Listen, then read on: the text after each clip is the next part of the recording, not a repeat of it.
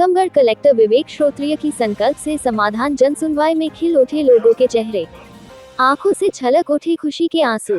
सालों से अपनी जमीन कागजों में ढूंढ रहे लोगों को मिला उनका अधिकार।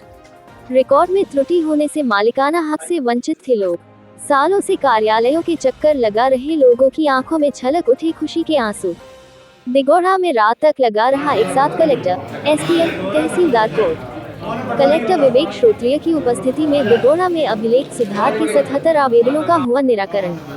की जो पहले एक साथ 3 कोर्ट एक साथ लगाए जा रहे हैं, इस समय दिगोड़ा में कलेक्टर कोर्ट, एसडीएम कोर्ट और तहसीलदार कोर्ट लगाए जा रहे हैं, जो कि राजस्व में जो त्रुटियां हो जाती थी, लोगों के नाम रकबा इधर से उधर हो जाते थे, उसको लेके कलेक्टर ने एक जो कवायद नई पहल शुरू की है, और जिसको लेके प्रतिदिन कलेक्टर अलग अलग क्षेत्रों में, अलग अलग तहसीलों में पहुंच रहे हैं और वहां पे उनके राजस्व के जो रिकॉर्ड हैं और रिकॉर्ड की जो त्रुटियां हैं उनको सही किया जा रहा है, और मौके पर ही लोगों को नए आदेश दिए जा रहे हैं। ऐसा ही एक मामला आया है, एक बुजुर्ग हमारे बीच में है।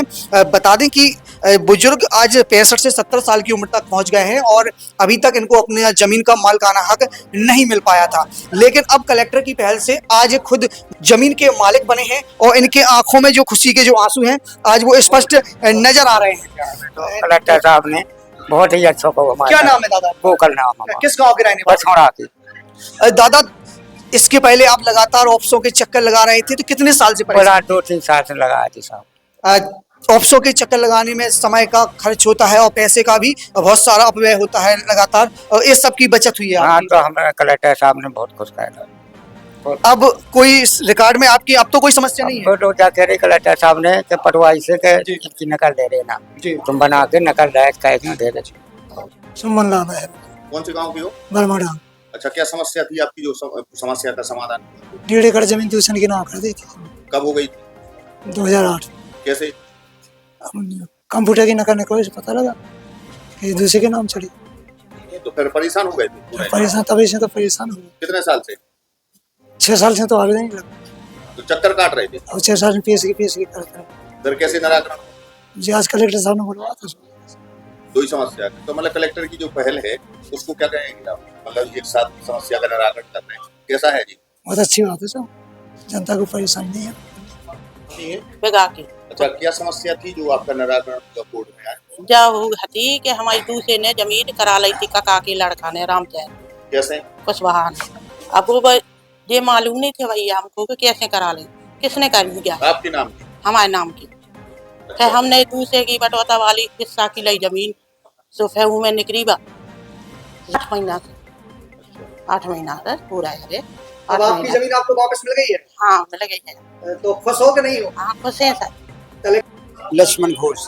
कहाँ से आए? मऊ गुजरो। आपके रिकॉर्ड में क्या समस्या हुई? कंप्यूटर पीडीएफ पटवाई के रिकॉर्ड में दर्ज नहीं आती। कितने सालों से परेशान हो रहे हैं? बहुत दिन हो गए साहब, वैसे तो आज लगा 4 साल है, होगी 5। अब और क्या है सर, जब आज दिगोड़ा में कलेक्टर साहब ने जन सुनवाई की तो आपका निराकरण हो गया? हाँ हो गया, हो गया। क्या समस्या हुई थी रिकॉर्ड में?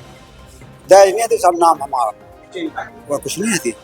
कि मैंने बताया था कि राजस्व अभिलेखों में जो सुधार वाला इशू है, उसमें छोटी छोटी वजहों से जो हमारे कृषक हैं उनके नाम में अगर कोई कंप्यूटर की त्रुटि से या पटवारी ने एंट्री करी उसमें कोई त्रुटि से उनके नाम में परिवर्तन हो गया, या उनके किसी और जानकारी जो खसरे में रहती है उसमें कुछ प्रविष्टि में गड़बड़ी हो गई है, तो उसको सुधारने के लिए जो प्रक्रिया है वो प्रक्रिया एसडीएम के यहाँ चलती है, अनुभागीय अधिकारी के यहाँ चलती है, और अनुभागीय अधिकारी से तहसीलदार और पटवारी के पास वापस जाकर उनसे रिपोर्ट लेकर, और अगर उसमें 5 साल से ज़्यादा समय हो गया हो तो उसमें कलेक्टर की अनुमति भी लगती है।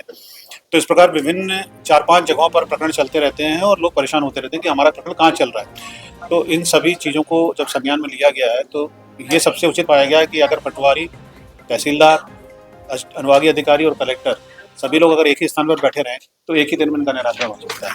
उसी क्रम में आज दिगोड़ा में तहसील में यहाँ पर कैंप का आयोजन किया गया था, लोगों को सूचना दी गई है, और अभी तक लगभग 77 प्रकरणों का अंतिम निराकरण आज किया गया है, और निराकरण करने के साथ ही साथ पटवारियों को ये भी निर्देश दे दिए गए हैं कि तत्काल इसकी प्रविष्टि, जो प्रविष्टि रिकॉर्ड में सुधार हुआ है उसकी प्रविष्टि करके संबंधित कृषकों को खसरे की नकल उपलब्ध करा दी जाए। कई बुजुर्ग सर ऐसे हैं जो सालों से चक्कर लगा रहे थे, आज उसको जब रिकॉर्ड सुधार होकर मिलता है तो आंखों से आंसू छलक उठते हैं। तो मैं बस यही कहूँगा कि ये सिस्टम जो बनाया गया है वो इसलिए बनाया गया था कि कहीं कोई इसमें ऐसी त्रुटि न हो जाए जिसका खामियाजा बाद में कृषक को भुगतना पड़े। अधिक सावधानी बरतने के हिसाब से सिस्टम बनाया गया है, क्योंकि बहुत सारे मामले विवादित होते हैं। कई जगह पर जो ज़मीनें हैं वो सरकारी भी रही होती हैं, कहीं पर आपसी विवाद होने की वजह से अगर जिसका दूसरे व्यक्ति का नाम लिख गया तो उसको भी सुनना पड़ता है। तो हमने उसमें से कम वो प्रकरण छांटे हैं जो लगभग आधे प्रकरण ऐसे हैं जो केवल प्योरली कंप्यूटर की त्रुटि वाले हैं, जिसमें बहुत ज़्यादा दूसरा पक्ष इसमें प्रभावित नहीं होता है और शासन का हित भी प्रभावित नहीं होता है। तो ऐसे प्रकरणों को हम तत्काल संज्ञान में ले रहे हैं, चिन्हित करवा रहे हैं और हमारे पटवारी और तहसीलदार के प्रतिवेदन के आधार पर हम उनको निराकरण कर रहे हैं, ताकि लोगों को जो काफ़ी समय से परेशान हो रहे थे उनको राहत